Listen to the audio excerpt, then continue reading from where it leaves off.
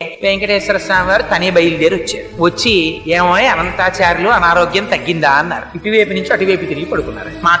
మాట్లాడకపోతే ఆయనే పాపం ఓ బల్ల లాక్కుని వెంకటేశ్వర స్వామి వారు కూర్చున్నారు. ఇవన్నీ యథార్థంగా జరిగిన సంఘటనలండి. ఓ బల్ల మీద కూర్చుని చెయ్యి పట్టుకుని అనంతాచార్యులు తగ్గలేదా, ఇంకా ఒంట్లో ఉష్ణం అన్నారు. అంటే పాపం మీకు ఇప్పటికి తీరుబడి దొరికింది, మిమ్మల్ని నమ్ముకుని కొండ మీదకి వచ్చి ఇన్నాళ్ళ నుంచి పుష్పకైంకర్యం చేస్తున్నాను, 3 రోజులు అయింది జ్వరం వచ్చి పడి మంచాన వచ్చి నన్ను పలకరించడానికి తీరుబడి కుదరలేదు, వైద్యుల్ని పంపిస్తానన్నావుట, ఏం పాపం నువ్వు వచ్చావేం ఖాళీ దొరికిందా అన్నారు. అంటే పోన్లేవయ్యా, మనస్సంతా కష్టపెట్టుకోకయ్యా, నీకు జ్వరం ఉందో లేదో చూద్దామని వచ్చాను. అనంతాచార్యులు నన్ను చూడాలన్న భక్తే తప్ప వైద్యులతో వైద్యం చేయించుకుందామని కూడా నీకు కోరిక లేదేమిటో, చూడు నీకు ఎలా తగ్గించేస్తానో అని ఒళ్ళంతా తడిమేర పడుకున్నటువంటి అనంతాచార్యులు వారిది.